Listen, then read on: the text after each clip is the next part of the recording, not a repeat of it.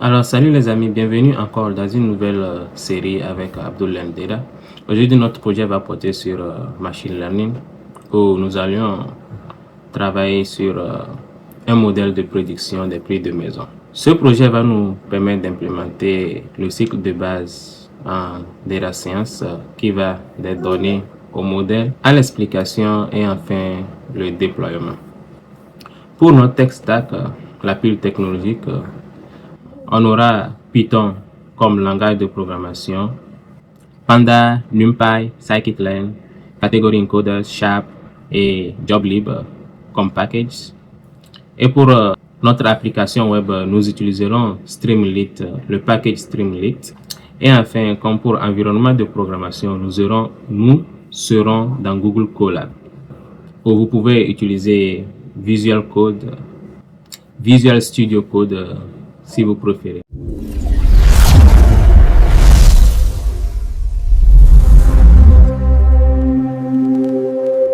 Donc, nous allons structurer notre travail en 7 grandes sessions qui sont le chargement et l'exploration des données, la compréhension du domaine des données, le nettoyage stratégique, l'ingénierie des caractéristiques et l'encodage stratégique, la sélection et entraînement du modèle, l'optimisation des hyperparamètres et l'interprétabilité du modèle, et enfin le déploiement du modèle. Alors, si vous êtes prêts, passons à notre environnement de développement. Allez, c'est parti. Alors, nous voici dans Google Colab, notre environnement de développement. Mais d'abord, nous avions besoin des données. Pour cela, nous allons nous rendre sur Kaggle et aller dans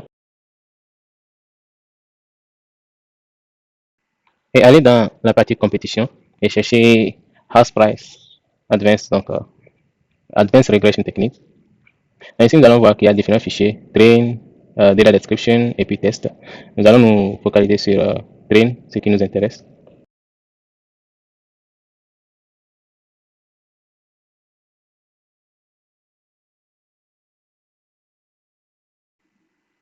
Là, nous allons télécharger le fichier train ainsi que le fichier data description pour la description des différentes colonnes dans notre dataset.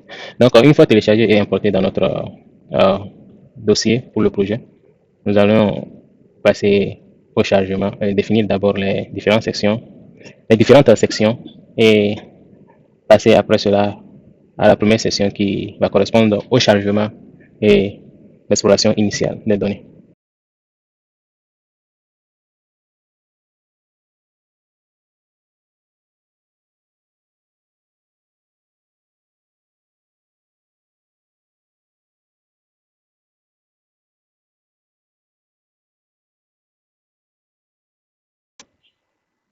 Alors pour cette session, nous allons importer les packages Panda et NumPy. Panda pour nous faciliter la manipulation des données téléchargées et NumPy pour le calcul mathématique.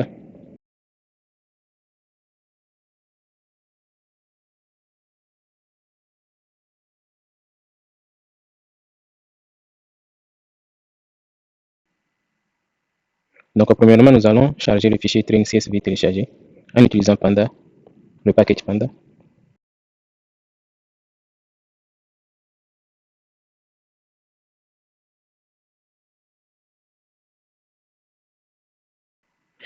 Nous allons indiquer à la fonction où notre fichier se trouve et utiliser la fonction head pour afficher les 5 premières lignes de notre donnée. Donc ici, vous pouvez voir que nous avions 81 colonnes et 1460 enregistrements.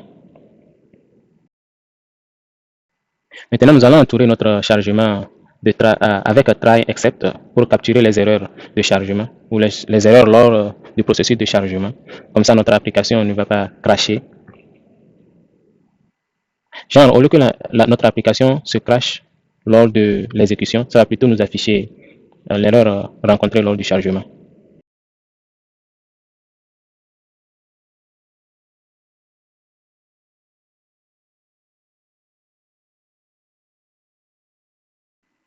Une fois les données chargées, nous allons passer à l'exploration initiale.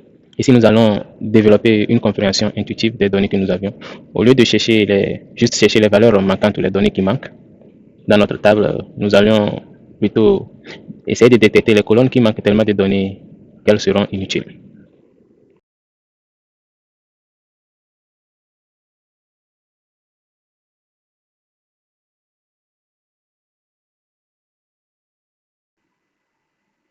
Pendant nous offre plusieurs méthodes pour explorer nos données. Des méthodes comme info, qui nous retourne un résumé dans chaque colonne, un résumé des données dans chaque colonne, et des méthodes comme dtype combinées avec value count qui nous retourne la somme des données par type de données dans chaque colonne, et aussi isNull combiné avec somme qui nous retourne la somme des données manquantes dans chaque colonne, et tant d'autres méthodes. Ces méthodes, nous allions de façon professionnelle les utiliser pour définir notre propre méthode pour qu'on puisse, euh, qu'on puisse réutiliser notre méthode tout au long de notre code.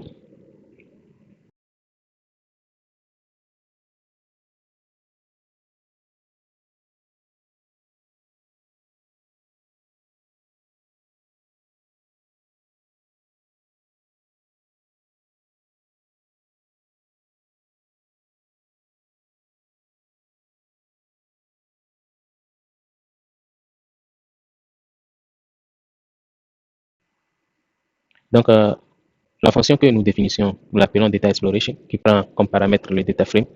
Donc, notre fonction va effectuer l'analyse de ce data frame et va afficher le nombre de colonnes et de lignes. Il va aussi afficher un résumé du compte des types de données, du compte des données par type. Cela va aussi effectuer l'analyse des valeurs manquantes dans notre dataset. Donc, ça va filtrer tout le dataset et collecter que les colonnes qui ont des valeurs manquantes, les réorganiser et réarranger dans l'ordre descendant par rapport au pourcentage ou bien au taux de valeur manquant, et ainsi vérifier si il y a des colonnes qui ont plus de 40% de valeur manquante et les collecter et créer une liste de colonnes qui ont au-delà de 40% de valeur manquante. Et à la fin, notre méthode ou fonction va retourner la liste de ces colonnes à valeur manquante au-delà de 40%.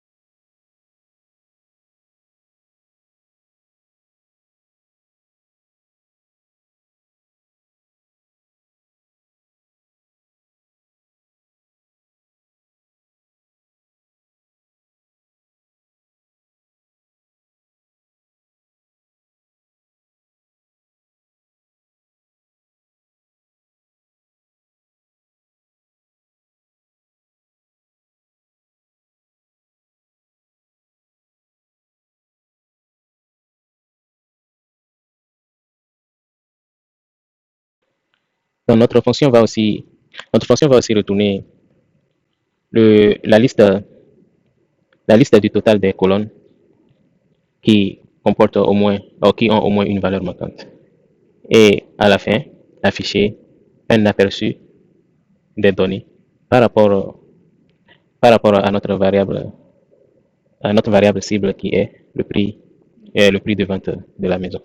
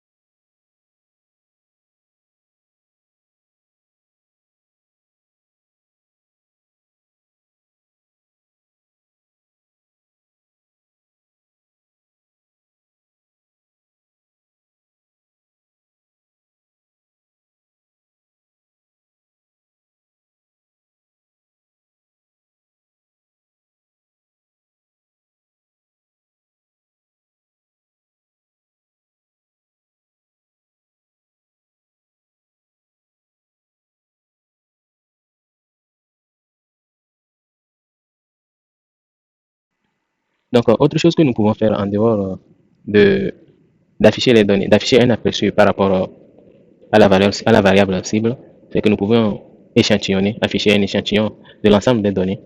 Et ici, nous allons afficher cet échantillon par rapport à la condition de vente de la maison. Euh, on peut l'afficher par rapport à une autre variable ou colonne dans notre table. Mais nous choisissons ici par rapport à la condition de vente. Donc, nous regroupons les données par rapport à la condition de vente de la maison et donc affichons ou bien échantillonnons notre donnée par rapport à cela.